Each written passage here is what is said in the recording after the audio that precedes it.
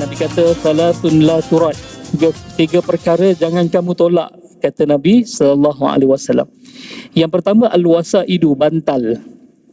Kalau diberikan bantal kepada kamu, terima, ambil. Sebab itu cara tuan rumah memuliakan tetamunya. Cara tuan rumah memuliakan tetamunya. Dan ada satu bab dalam kitab Syama'il Muhammadiyah, bab Nabi bersandar. Dengan bantal tersebut Nabi bersandar pada sisi kiri Nabi sallallahu alaihi wasallam. Nabi kalau diberikan bantal, Nabi tak tolak, Nabi ambil, Nabi letak pada sisi kiri dan Nabi bersandar pada sisi kiri bantal. Maksudnya kita layak untuk beroleh syafaat Nabi sallallahu alaihi wasallam dan juga syurga Allah Subhanahu wa taala. Insya-Allah, amin. Alhamdulillah, kita dapat berkuliah sekali lagi. Ini kuliah pertama saya lah selepas PKP. Bulan lepas tak sempat start lagi. Tapi Alhamdulillah, kali ini kita dapat berkuliah secara fizikal. Alhamdulillah, sikit demi sedikit dikembalikan nikmat yang sebelum ni kita tak dapat ataupun terhalang. Alhamdulillah, semua berkat kesabaran kita dan juga doa kita yang kita panjatkan pada Allah Subhanahu wa taala sewaktu kita menghadapi wabak. Dan masih lagi sebenarnya hari ini kes alhamdulillah 4,000 lebih je kan, 4,000 lebih. Dulu kita pernah jejak 20,000 kan, ini 4,000 lebih. Mudah-mudahan makin turun dan seterusnya wabak ini diangkat oleh Allah Subhanahu wa taala daripada muka bumi ini, insya-Allah, amin ya rabbal alamin. Okey, kalau tuan-tuan masih ingat lagi kuliah kita, sebab lama sangat tak berkuliah ni, rasa dah lupa. Saya pun dah lupa tajuk apa yang terakhir kita bicara. Kalau tak silap yang lepas kita bicara tentang rasional minyak wangi Nabi SAW. Rasional minyak wangi. Kita bicara, Nabi kata salatun la turad, tiga perkara jangan kamu tolak, kata Nabi SAW. Yang pertama al-wasaidu, bantal. Kalau diberikan bantal kepada kamu, terima, ambil. Sebab itu cara tuan rumah memuliakan tetamunya. Cara tuan rumah memuliakan tetamunya. Dan ada satu bab dalam kitab Syama'il Muhammadiyah, bab Nabi bersandar. Dengan bantal tersebut Nabi bersandar pada sisi kiri Nabi sallallahu alaihi wasallam.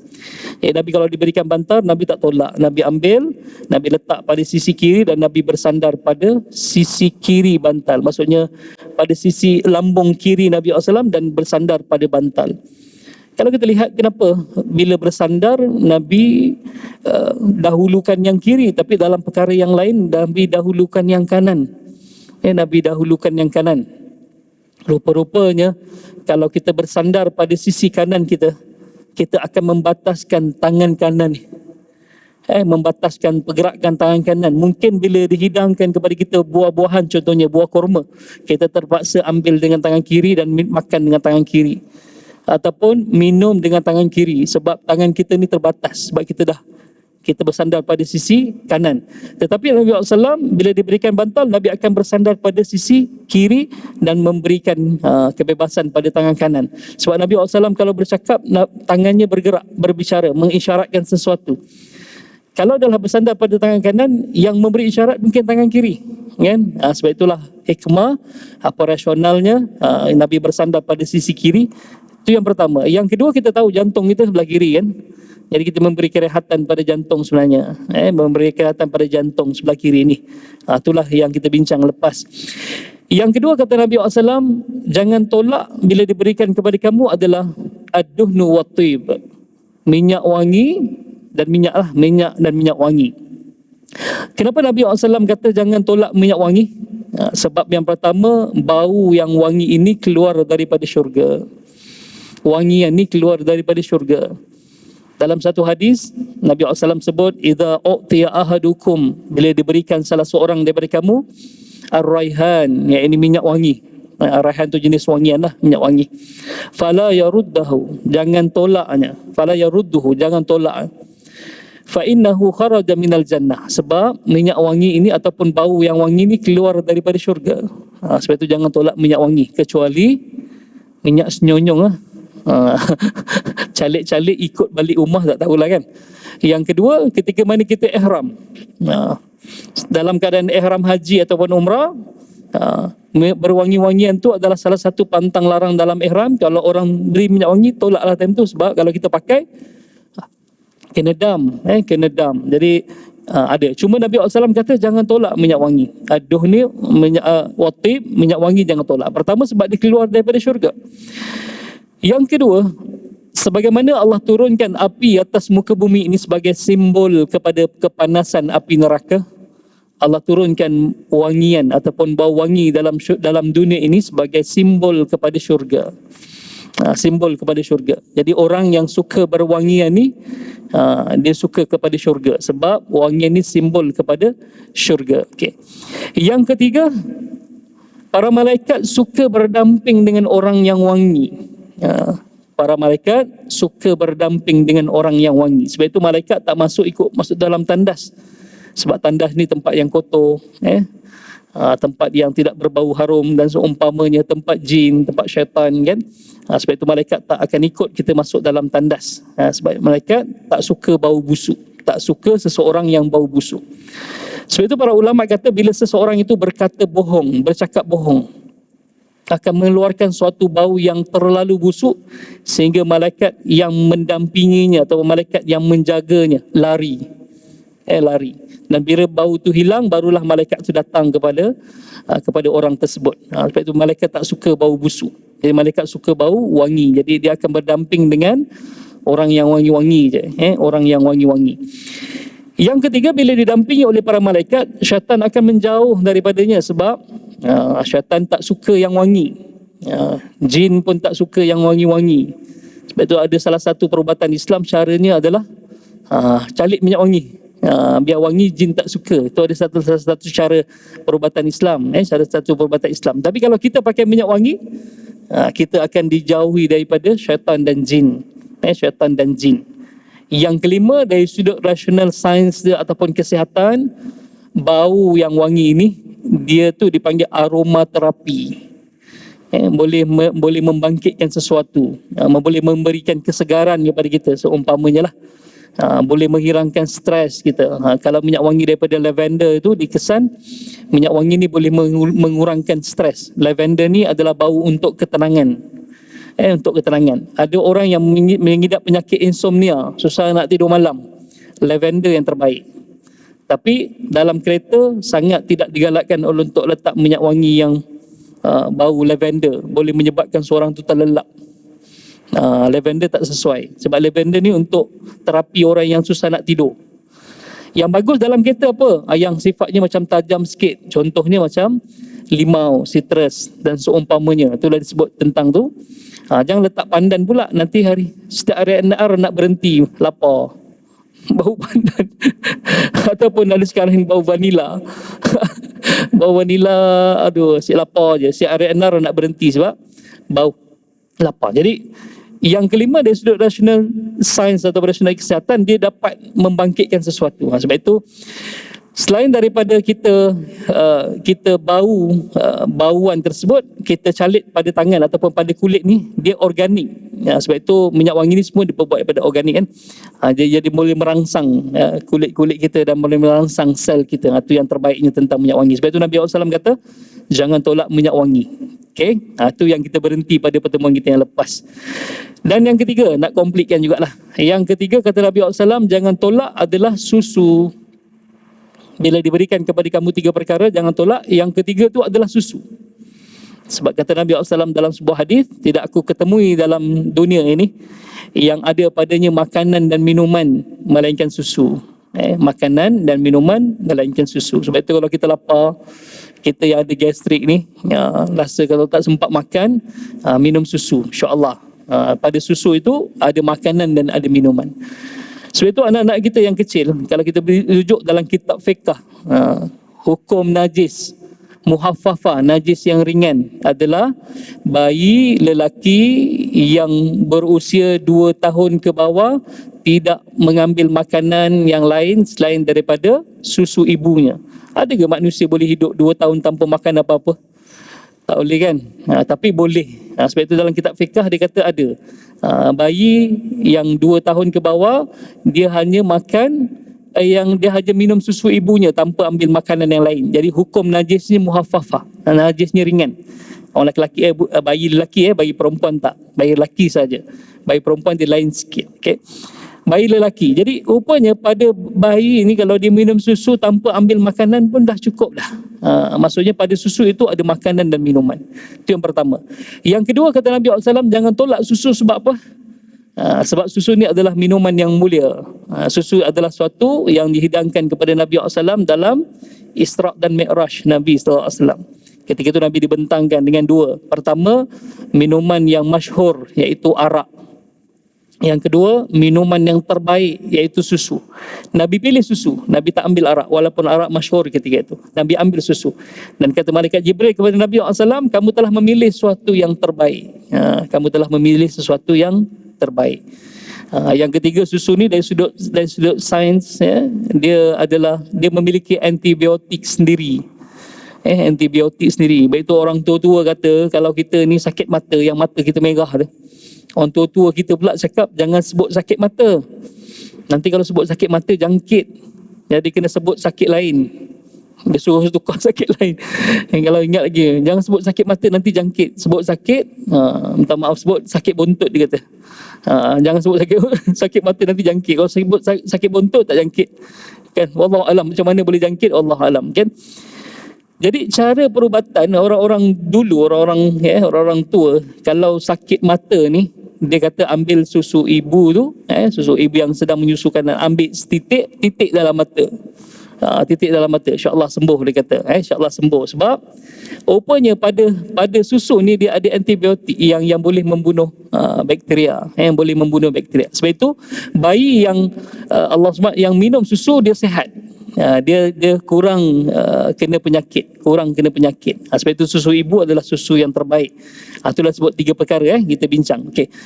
Pada hari ini sebagai mukadimah pertemuan kita balik semula, setelah mana kita bercuti ni, saya nak bawa satu, sebab kalau tuan-tuan ikut saya di Radio IKIM, sekarang ni dah masuk silibus yang baru dah. Ni tahun yang ketiga saya bersiaran di Radio IKIM setiap hari Rabu pukul 10 pagi, siaran ulangannya pukul 2 petang hari Ahad. Ulangan hari Ahad pukul 2 petang, Radio IKIM. Ini tahun ketiga dah. Tahun ketiga. Untuk tahun ketiga ni saya bawa satu silibus yang baru, ialah dari sunnah jadi adat. Dari sunnah jadi adat. Banyak sebenarnya dari sunnah jadi adat. Potong jambul orang Melayu. Potong jambul tu sunnah Nabi SAW. Kan, bila lahir hari yang ketujuh, sunnah apa? Sunnah diberi nama yang baik. Kemudian dicukur rambutnya, kita potong jambul istilahnya, kan. Tu daripada sunnah jadi adat. Yang kedua, tahnik. Sunnah tahnik, tapi orang Melayu belah mulut. Belah mulut. Kadang-kadang dia belah mulut dengan air zam-zam, kadang, okey. Istilah belah mulut tu daripada sunnah jadi adat. Daripada sunnah jadi adat. Okey, hari ni saya nak bicara tentang daripada sunnah jadi adat adalah ucapan salam. Ucapan salam. Ustaz, kita tahu memang memberi salam ni ataupun ucapan salam ni dia sunnah Nabi SAW. Tak pernah pun kita masukkan dalam adat. Tak. Yang jadi adat macam mana? Iaitu kita hanya memberi salam kepada orang yang kita kenal sahaja. Sebab itu dia jadi adat. Sedangkan Islam ataupun Nabi SAW kata afsyus salam, sebarkanlah salam bainakum, antara kamu semua. Bukan kata Nabi SAW beri salam kepada orang yang kamu kenal saja. Beri salam kepada orang yang kamu kenal saja. Sebab itu dah jadi adat adalah bila kita beri salam kepada hanya yang kita kenal. Sedangkan sunnah Nabi SAW adalah memberi salam kepada sesiapa juga kita jumpa. Sebab afsyus salam bainakum, sebarkanlah salam antara kamu semua. Macam contohnya kita baru buka kedai lah, kedai western dekat Taipan ni. Kita nak beritahu semua penduduk USJ ni ataupun Subang Jaya ni, kan, hari Jumaat kita pergi masjid, kita sebarkan flyers. Duduk kat depan pintu keluar, sebarkan semua orang flyers. Kita ada pilih-pilih orang ke? Tengok pak cik ni macam tak ada duit, tak payahlah bagi pak cik ni, macam tak ada duit je. Macam tak ada duit je. Kalau aku bagi flyers ni, tak datang ke tak datang kedai aku ni, kan? Tak, kita nak biar tersebar. Mudah-mudahan pakcik ni walaupun kita nampak macam fashion dia tak ada duit, tapi dia bawa balik rumah, tengok anak dia, ayah ni best ni kedai makan ni baru kat Taipan ni, jom kita pergi. Kita nak sebarkan semua maklumat yang kita baru buka kedai dekat kat Taipan ni. Jadi kita akan sebar. Budak kecil kita bagi, budak kecil tak payah bagilah, ini pun selai dah berapa sen dah ni, bagi dia rugi ni. Kok dia buat main roket, buat main keterbang ataupun dia buang, tak, kita bagi. Pantang ada kereta, yang seberang jalan semua ada kereta, kita selit kat wiper. Kita tak tahu wiper kereta tu kereta yang dah rosak. Satu kereta tu bukan orang Islam punya kan. Jadi kita sebarkan maklumat. Jadi itu sebenarnya afsyus salam. Itu sebenarnya sebarkan salam. Pantang jumpa orang, beri salam. Pantang jumpa orang, beri salam. Pantang jumpa orang, beri salam. Okey. Tapi kenapa silapnya? Di mana silapnya kita ni? Sampai yang sunnah memberi salam itu, sebarkanlah salam, dia jadi terhad kepada orang yang kita kenal. Sebab yang pertama, kita tak tahu rupanya beri salam ini bukan sekadar ucapan. Beri salam ni bukan sekadar ucapan. Beri salam ni kata Nabi SAW sebagai salah satu cara untuk mempertautkan kasih sayang di antara kamu. Sebab innamal mu'minuna ikhwatun. Sesungguhnya orang-orang mukmin ini bersaudara. Ikhwah dalam bahasa Arab, al-akhu ni maksudnya ialah adik-beradik. Kita tak boleh maknakan orang mukmin ni bersaudara, sebab orang Melayu punya takrifan saudara tu banyak. Ada saudara bau-bau bacang, ada saudara, dia saudara aku tapi tak tahulah jauh belah mana dah. Moyang ataupun tu adik-beradik, jadi kita ni dah dua pupu, kupu-kupu dah keluar kupu-kupu pula. Lepas dua pupu tak tahu nak sebut apa lagi. Kata dia dah, aku dengar macam dia dua pupu pun bukan, kupu-kupu lah dia kata sebab jauh. Ada saudara yang orang Melayu gelarkan saudara durian ada. Dululah kat kampung kan, musim durian baru datang saudara mara semua. Kan, saudara mara tu yang lagu Mr. Oz tu. Bila time durian kata dia, ramai saudara mara. Bila time nobas, seko tak nampak muka, kata Mr. Oz dulu kan. Saudara durian kita ada. Sebab itu bila sebut innamal mu'minuna ikhwatun, sesungguhnya orang mukmin ini bersaudara tu maksudnya adik-beradik. Adik-beradik. Sebab itu kalau dia adik kita, kita nak kejayaan pada dia, kebahagiaan pada kita nak juga. Di kalangan kita ni orang Islam, macam adik-beradik, kita doakan kebahagiaan untuk dia. Kita tak pernah cemburu adik kita berjaya dalam hidup dia. Kita malah support dan tumpang bangga, tumpang bahagia. Macam itulah kalau kita anggap semua orang Islam ni macam adik-beradik, kita tumpang bahagia, tak ada iri hati. Tak ada iri hati. Sebab itu ikhwatun. Okay. Jadi kata Nabi SAW dalam sebuah hadis, disebut bahawa daripada Abu Hurairah radhiyallahu an qala Rasulullah SAW, walladhi nafsi biyadi, sesungguhnya jiwaku berada pada tangannya, kata Nabi SAW, la tadkhulul jannah hatta tu'minu, tidak masuk syurga kamu sehinggalah kamu ini menjadi orang-orang yang beriman. Wala tu'minu hatta tahabu, tidak beriman kamu sampailah kamu ini berkasih sayang.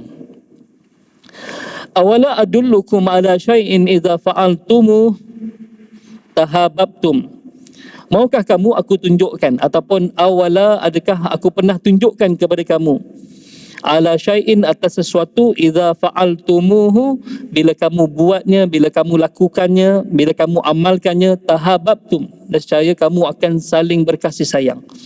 Apa kata Nabi SAW? Afsyus salam bainakum, sebarkanlah salam antara kamu. Jadi selama ni kita tak tahu rupanya beri salam ni bukan sekadar nak sapa, bukan sekadar nak memulakan perbicaraan, bukan sekadar ucapan macam good morning, macam good morning, hi, macam tu kan. Bukan. Dia adalah salah satu cara untuk menautkan kasih sayang. Menautkan kasih sayang. Satu. Yang kedua, rupanya daripada kalimah salam ini, dia ada doa. Dan kalimah salam ni adalah doa sebenarnya. Sebab itu orang Melayu ni, salam, dia letak huruf ta je belakangnya. Sin, lam, alif, mim, salam. Sin, lam, alif, mim, ta, selamat. Selamat. Salam tu selamat.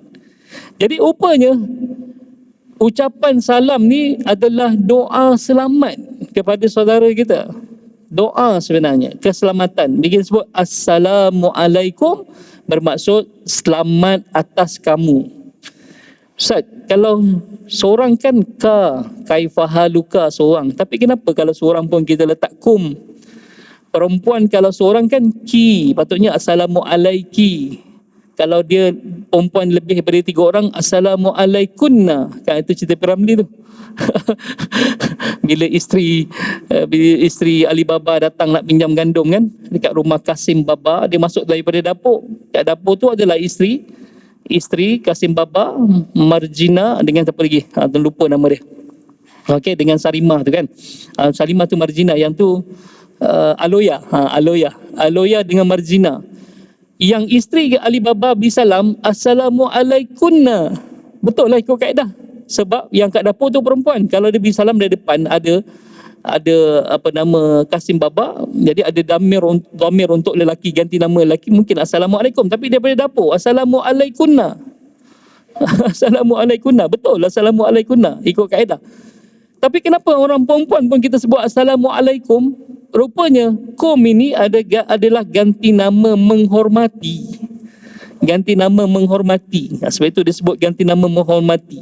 Jadi kalau seorang pun tak apa. Kita belajar bahasa Arab kan. Dulu kan kita ada belajar bahasa Arab Ustaz Rushdi Ishaq kan.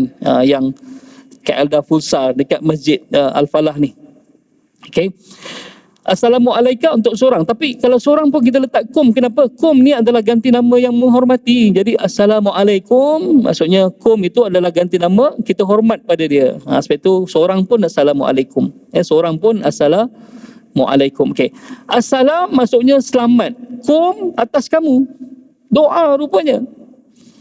Mana ada dalam agama kita ni bila kita doakan orang, wajib orang tu doakan kembali pada kita. Tak ada Islam.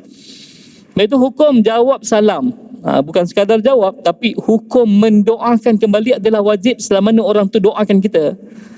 Selama ni mungkin kita pilih-pilih orang sebab tak kenal. Tapi kalau kita jumpa satu saudara, sebab dia ni adalah adik-beradik kita, di salam. Okay. Dia bukan orang lain. Bila dia mengucap syahadah, dia adalah adik-beradik kita. Sebab ikhwatun maksudnya akhun, adik-beradik. Yang kedua, doakan dia. Dan bila doakan dia, kita akan dapat doa kembali. Dan orang yang kita doakan tu wajib doakan kita kembali. Dengan selamat juga atas kamu. Wa'alaikum, dan atas kamu juga salam, maksudnya selamat. Kita mungkin tak perasan dengan sekecil beri salam itu. Mungkin itu yang menyebabkan kita selama ni selamat. Mungkin itu yang menyebabkan kita selamat. Kita keluar daripada jalan besar ni, masuk jalan yang sibuk kat depan ni. Tiba-tiba kita mungkin naik motor ke naik kereta, tak apa benda tak kita terberhenti. Mungkin handphone kita jatuh dekat bawah. Kita pun berhenti sekejap nak ambil handphone, tiba-tiba tak semena-mena ada lori pasir ke, lori apa, batu ke, lori tanker ke, lalu laju zang, laju depan kita. Kita kata, oh, Alhamdulillah, mujur berhenti. Kalau tak, mungkin tadi dah kena langgar dah. Mungkin kita akan terbabit dalam kemalangan. Kita rasa, oh nasib baik aku berhenti. Orang Melayu ni nasib baik, semua nasib baik. Semua nasib baik. Dan accident pun nasib baik, patah kaki tak mati lagi. Nasib baik. Dah mati pun nasib baik. Nasib baik mati. Kalau hidup lagi teruk, terseksa, baring je, koma. Nasib baik mati. Nasib baik juga kita orang Melayu ni. Bagus lah, nasib baik. Mungkin sebab tadi kita nak berpisah, kita nak balik. Jumpa di kalangan ahli Korea ni. Assalamualaikum. Assalamualaikum. Balik dulu Okey. Assalamualaikum. Okey. Assalamualaikum, doa. Selamat atas kamu. Mungkin dengan sebab itu dia selamat tadi. Daripada kemalangan. Daripada kecelakaan dan seumpamanya, sebab kita lupa bahawa rupanya rupanya salam itu bukan sekadar ucapan, tetapi dia adalah doa. Dia adalah doa. Di mana silapnya kita tak nak doakan pada semua orang? Kita sebab kita anggap dia sekadar ucapan. Sebab itu kita kena perbaiki dari sudut tu. Dari sudut perbaiki dari sudut tu. Itu yang kedua. Orang Melayu tambah huruf ta je, selamat. Orang Melayu letak huruf ta je, selamat. Hebatnya lagi orang Melayu ni apa? Yang berjabat tangan ni pun, Masya Allah, salam juga orang Melayu panggil. Salam pakcik tu, salam. Salam. Salam ni adalah daripada perkataan salam. Sedangkan bahasa kamus kita adalah berjabat tangan. Dalam bahasa Arab dia panggil musafaha. Musafaha. Dia sebut dalam hadis Nabi SAW, ma min muslimaini yaltaqiyani wa yatasafahani. Tidaklah bertemu dua orang Islam itu dan saling berjabat tangan, saling bersalaman, musafaha. illa ghufira lahuma, kecuali diampunkan dosa keduanya, qabla ayat tafarraqa, sebelum keduanya berpisah. Jadi daripada perkataan salam ini, dia salam je, dosa keduanya ni gugur terus, habis. Qabla ayat tafarraqa, sebelum dia berpisah dua orang ni. Itu hadis Nabi, hadis yang sahih disebut tentang tu. Ma min muslimaini yaltaqiyani wa yatasafahani illa ghufira lahuma qabla ayat tafarraqa. Jadi hebatnya orang Melayu kita ni, nampak mungkin dah terkikis sikit, sedikit sikit. Anak-anak kita pun dah tak kenal saudara. Anak kita pun dah dia hanya tegur orang yang dia kenal. Kalau tak kenal tak tegur. Kita pun dah menjarakkan sekarang ni sebab ada gadget ni, telefon ni, kan. Jumpa orang lalu depan pun tak perasan sebab dia sibuk melayari internet, YouTube dan seumpamanya, main game lah apanya, sampai dia lupa nak doakan orang lain. Tu mungkin sebab tu. Orang kita dulu, masyarakat kita dulu, ingat kat kampung, bila Pak Imam terselisih dengan penduduk kampung, berselisih atas jambatan, Pak Imam naik kereta, orang kampung naik motor. Assalamualaikum Pak Imam. Berhenti dua-duanya, Pak Imam pun turunkan cermin tingkap. Tentu tak ada picit lah, dia pakai pusing manual, kan. Ulur salam, nampak. Rupanya masyarakat Melayu kita dulu bukan sekadar beri salam, tetapi datang dengan pakejnya ialah bersalaman. Pakejnya bersalaman. Jadi daripada perkataan salam, kenapa tak sebut berjabat tangan? Saling berjabat tangan itu bahasa kamus, tapi bahasa kita disebut bersalaman, dan diterima juga dalam kamus kita. Bersalaman adalah berjabat tangan. Berjabat tangan. Jadi rupanya masyarakat kita dulu package ni adalah, dia bukan sekadar Assalamualaikum Haji, dia datang sekali dengan ulur terus salam, ulur salam terus. Nampak masyarakat kita.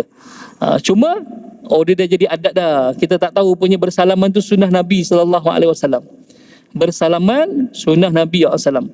Orang yang pertama bersalaman ataupun kabilah kaum ataupun masyarakat yang pertama bersalam adalah orang-orang Yaman. Bila orang-orang Yaman ke Madinah, datang ke Madinah, orang-orang Yaman ni saling bersalaman di antara mereka. Dan Nabi nampak perbuatan ni bagus. Lalu Nabi galakkan untuk orang Islam ni saling bersalaman, dan kata Nabi SAW untuk menautkan kasih sayang ataupun untuk mempereratkan persaudaraan sama orang Islam ni kena bersalaman. Cuma sekarang ni dalam tempoh pandemik tak boleh lah beri salam Tapi tak boleh salam berjabat tangan tu pun kita letak kat dada lah. Tak payahlah pakai penumbuk-penumbuk tu, tukarlah penumbuk tu. Penumbuk ni simbol kepada nak gaduh, kan. Nak gaduh tu begini penumbuk. Kan, tunjuk penumbuk tu nak gaduh. Hari-hari nak gaduh je, belaga penumbuk, tak payah. Kita tukar, letak tangan kat dada, tunduk sikit kepala sambil beri salam. Assalamualaikum. Salam. Tu. Jangan ni. Yang paling teruk sekali belaga siku. Yang paling teruk sekali belaga kaki. Kaki dengan kaki yang salam. Kan? Kaki dengan kaki yang salam. Tukar tak apa. Kita letakkan tangan kat dada. Assalamualaikum sebagai tanda hormat. Tunduk sikit kepala je. Sebagai tanda hormat. Ganti yang salam. Nanti insyaAllah kita dah habis pandemik ni. Dah boleh balik semua bersalaman. Salamlah insyaAllah. Sebab salam ni adalah sunnah Nabi SAW. Sunnah Nabi SAW. Okey. Itu yang kedua dan ketiga. Yang keempat, Allahumma salli ala Sayyidina Muhammad. Kalau kita lihat dalam satu hadis, ini adalah satu amalan yang terbaik, kata Nabi SAW. Sebab Nabi pernah ditanya oleh sahabat, manakah satu amalan Islam yang terbaik ya Rasulullah? Lalu baginda SAW menjawab, at'imut ta'am, kamu beri makan. Minggu lepas saya bicara tentang kendara. Rupanya kendara ni juga amalan sunnah. Amalan sunnah, tapi dah jadi adat dah. Yang lepas saya sentuh pasal kenduri kahwin lah. Rabu ni saya sentuh pasal kenduri akikah dan kenduri akikah dan kenduri akikah. Kenduri akikah tu yang kita panggil potong jambul semua tu. Dia sebenarnya amalan sunnah juga. Sebenarnya rupanya dah jadi ni. Orang Melayu ni memang suka buat kenduri kan. Kenduri doa selamat, kenduri arwah, kenduri apa. Kenduri ni sunnah sebenarnya. Bila namanya kenduri je sunnah. Sebab at'imut ta'am, kita beri makan kepada orang lain. Kita memberi makan kepada orang lain. Lalu kata Nabi SAW, yang pertama at'imut ta'am, yang kedua adalah wa absus salam bainakum, beri salam di antara kamu, sama ada orang yang kamu kenal ataupun tidak. Okay, hadis riwayat Al-Bukhari. Jadi ada dua yang Nabi bila ditanya, ada dua amalan yang terbaik. Yang pertama adalah beri makan. Yang kedua adalah ucapkan salam ataupun doakan dengan keselamatan. Jadi kita kena bincang, ucapan salam tu bukan sekadar ucapan tetapi adalah doa, adalah doa. Okey. Itu yang ketiga. Yang keempat, tadi yang empat, ni yang kelima. Yang kelima adalah beri salam. Ini adalah salah satu daripada 6 hak orang Islam sesama Islam. Bila kita jumpa dia orang Islam, ada 6 hak dia. Kalau kita berjiran, ada hak jiran. Kalau jiran kita itu bukan Islam, dia ada satu hak, iaitu hak jiran. Jangan ganggu ketenteraman dia. Itu maksudnya kita kena berbaik dengan itu, satu hak. Kalau sebelah rumah kita, jiran kita ni orang Islam, ada 2 hak. Hak yang pertama, hak jiran. Yang kedua, hak orang Islam. Disebut dalam hadis. Kebetulan pula sebelah rumah kita ni bukan sekadar jiran, dia ada pertalian kerabat dengan kita, pertalian saudara dengan kita. Ada 3 hak. Hak pertama, hak jiran. Yang kedua, hak Islam. Yang ketiga adalah hak saudara mara ataupun kaum kerabat. Ada 3. Kalau di jiran. Tapi kalau tak jiran, orang Islam ni ada 6 hak yang perlu kita tunaikan pada dia. Orang Islam ni dengan orang Islam ada 6 hak. Hak yang pertama adalah bila kamu bertemu, berilah salam. Okay, kata Nabi SAW, bila kamu bertemu, maka berilah salam. Okay. Yang kedua, bila dia mengundangmu, maka penuhilah undangannya. Di sinilah yang kenduri kahwin tu. Kenduri kahwin, saya bicara yang lepas tentang tak sempat habis, tapi insyaAllah saya sambung sikit untuk minggu ni tentang hukum menghadiri kenduri kahwin dan kenduri yang lain, apa hukumnya, yang kita panggil walimatul urus. Okay, kalau walimatul urus hukumnya wajib, kan? Tapi kenduri lain hukumnya apa, nanti kita bicara tentang tu, insyaAllah. Kalau ada kesempatan masa nanti saya akan bawa dalam kuliah ni juga. Sebab apa yang saya bicara dalam Radio IKIM itu yang saya kongsi semua dalam kuliah maghrib ni. Cuma kita jumpa sebulan sekali lah. Itu masalahnya. Jumpa sebulan sekali. Sempat lupa lagi. Sempat lupa lagi. Okey, itu yang kedua. Bila dia mengundang kamu, maka penuhilah undangannya. Yang ketiga, bila dia minta nasihat, maka berilah nasihat yang baik. Bila dia minta nasihat kepada kita, berilah nasihat yang baik. Walaupun asalnya dia dah minta nasihat pada kita, tapi dia tak ikut, akhirnya tak berjaya contohnya apa yang diusahakan. Jangan padankan muka dia. Padan muka kau. Jangan. Kita orang Melayu ni padan muka. Padan muka. Okey, jangan.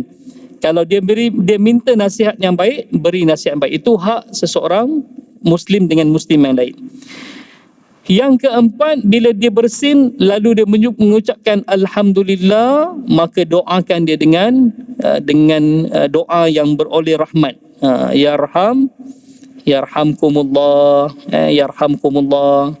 Maksudnya Allah merahmati kamu semua. Okey, maksudnya Allah merahmati kamu. Okey, doakan dia yarhamkallah, yarhamkumullah. Yang kelima, bila dia sakit. Bila dia sakit, maka kunjungilah dia ataupun ziarahilah dia. Bila dia sakit, ziarahilah dia. Itu hak sesama Muslim. Dan yang keenam, bila dia meninggal dunia, ikutlah menghantar jenazahnya ke kuburan. Biasa kita lepas solat jenazah, masing-masing beredar balik rumah dah. Tak ikut dia sampai ke kuburan. Hak seorang Islam adalah ikut saudara kita tu sampai ke kuburan. Hantar dia ke kuburan sebagai penghormatan terakhir. Sampai penghormatan terakhir. Sebab itu orang yang meninggal ni, dia tahu. Maksudnya bila Allah SWT dia ke bumi kan, dia dengar tapak kaki ke atas tu beredar balik. Dia dengar. Tak selama tu datanglah malaikat Munkar dan Nakir kan, yang akan bertanya soalan kepadanya. Jadi bukan sekadar kita solat jenazah aja, kalau boleh ikut hantar dia sebagai penghormatan terakhir ke kuburan. Itu. Okey. Daripada 6 ni, yang pertama sekali Nabi sebut adalah daripada Abu Hurairah tadi tu, Nabi SAW bersabda, hak seorang Muslim adalah bila kamu bertemu dengannya, maka berucapkanlah salam ataupun berilah salam. Berilah salam, insyaAllah. Okey. Itu dia sebut tentang tu. Okey. Seterusnya yang keenam. Rupanya pada perkataan salam ni, dia adalah zikir. Kita beri salam ni dapat pahala. Selain daripada pahala mendoakan, Selain daripada pahala kita ni bertegur sapa, selain daripada doa apa lagi? Kita tadi mendoakan, rupanya kata Nabi SAW, hadis riwayat Bukhari, Assalam adalah salah satu nama Allah yang diletakkan di atas muka bumi ini. Maka sebarkanlah salam di antara kamu, kata Nabi SAW. Dan bila kita beri salam, Assalam ni adalah nama Allah kan, Asmaul Husna. Nas'aluka Allah, nas'aluka ya man huwa kan, Ar-Rahman Ar-Rahim Al-Malik Al-Qudus As-Salamul Mu'minul Muhaiminul Azizul Jabbarul Mutakabbir kan. Jadi Assalam ni nama Allah. Dan bila kita beri salam, kita dapat pahala zikir menyebut nama Allah. Sebab itu dalam WhatsApp ke apa ke, jangan type salam je. Kalau salam tu tak tahu siapa, jiran kita kot namanya Salam. Yang nama Allah yang dapat pahala zikir adalah As-Salam. Sebab alif lam tu the, salam tu Allah. Jadi Allah As-Salam, alif lam ma'rifah. Macam dulu ada satu produk namanya Al-Jabbar. Produk tonik hati dulu Al-Jabbar kan. Jadi isu dulu bila dia sponsor pasukan Kelantan, ialah dia beli iklan yang murah sikit lah, murah pun RM100,000 juga. Letaklah kat belakang bawah ni, JC dia duduk belakang, kalau depan sini mungkin juta. Johor Jacob, Johor JDT tu, yang Jacob sini 10 juta, yang sini je. Saya bekas pengurus wakaf di Wakaf Anu Corporation, anak syarikat Johor Corporation lah kan. Yang sini je Jacob kecil tu kat JDT 10 juta. Jadi yang murah ni belakang lah. Kemudian nama dia, produknya, nama company dia Al-Jabbar, Jabbar. Jadi pemain tu dudukkan nama Al-Jabbar. Itu yang jadi isu sikit lah. Sebab itu Al-Jabbar. Kalau dia letak Jabbar je tak apa, tak payah letak alif lam pun tak apa, Jabbar je. Okey, Jabbar bukan Allah, tapi Al-Jabbar ya Allah. Al-Jabbar Allah. Salam bukan nama Allah, As-Salam nama Allah. As-Salam nama Allah. Jadi kalau kita type dalam WhatsApp kita, salam, besok jadi tak meeting, dapat pahala zikir tak? Tak dapat pahala zikir. Sebab salam bukan nama Allah. Yang nama Allah As-Salam. As-Salam. InsyaAllah kita sambung kejap lagi. Kita beri lalu untuk azan. Sambung sikit lagi insyaAllah. Tuan-tuan perasan tak dalam doa lepas azan, sebab itu kita ni sangat dituntut untuk jawab azan ni dengan kita baca doa selepas azan tu. Yang selalu kita baca Allahumma rabba hadhi da'wati tammati wassalatil qa'imah. Perkataan ati sayyidina Muhammadil wasilah. Wasilah tu apa? Wasilah ni adalah suatu tempat yang paling tinggi, paling terbaik dalam syurga Allah.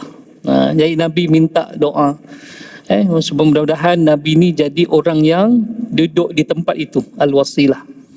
Lalu kata Nabi SAW, siapa yang mendengar azan lalu dia menjawab sebagaimana apa yang dilaungkan oleh muazzin, dan selepas itu dia berdoa dengan mendoakan kepadaku wasilah, untuk aku mendapat wasilah. Kata Nabi SAW dalam hadis tersebut, halat lahu syafaati, halal bagi dia syafaatku.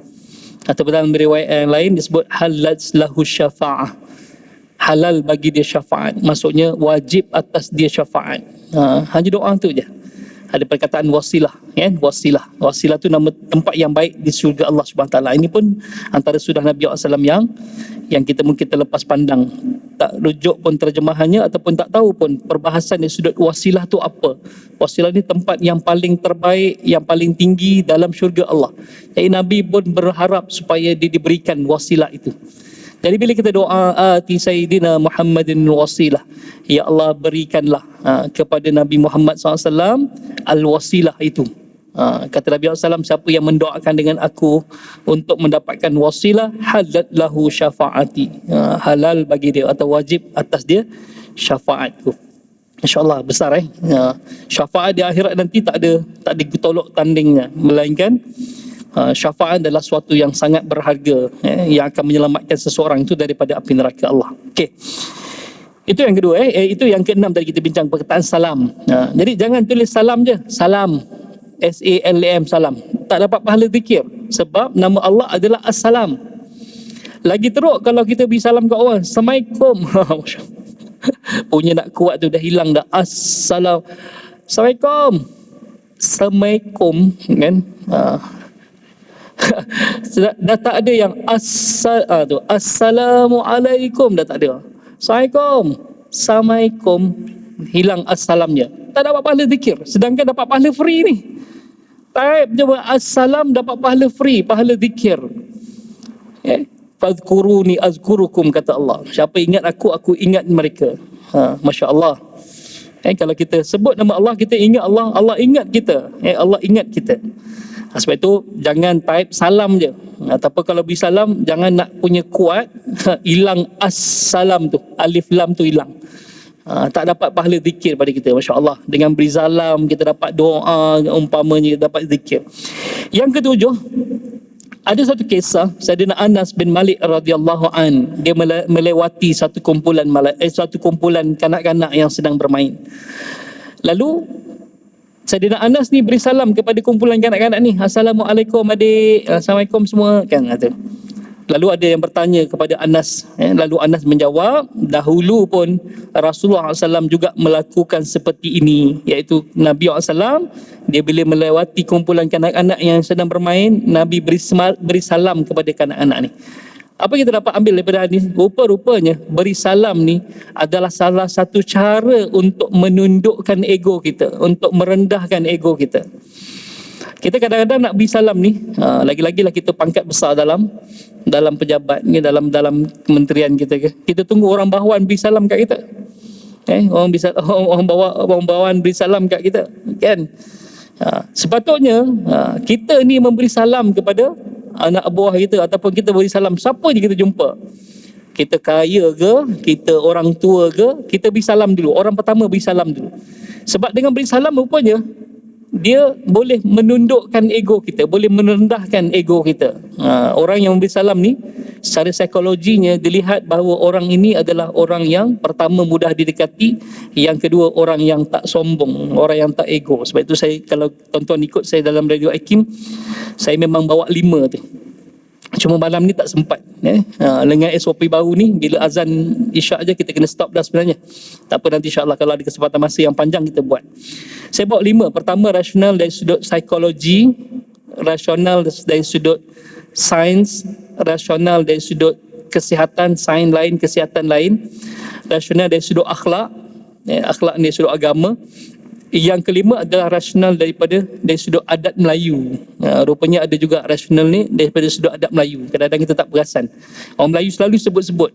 Rupanya ada rasional dia, ada rasional 5. Psikologi. Jadi kalau saya live kat Radio Hakim tu, saya sentuh 5 ni lah. Dari sudut psikologi sebut apa, dari sudut sains sebut apa, dari sudut kesihatan sebut apa, dari sudut akhlak sebut apa, para ulama sebut apa. Yang kelima adalah kalau ada kaitan dengan orang Melayu, dari sudut orang Melayu sebut apa, sebut apa, tentang tu lah.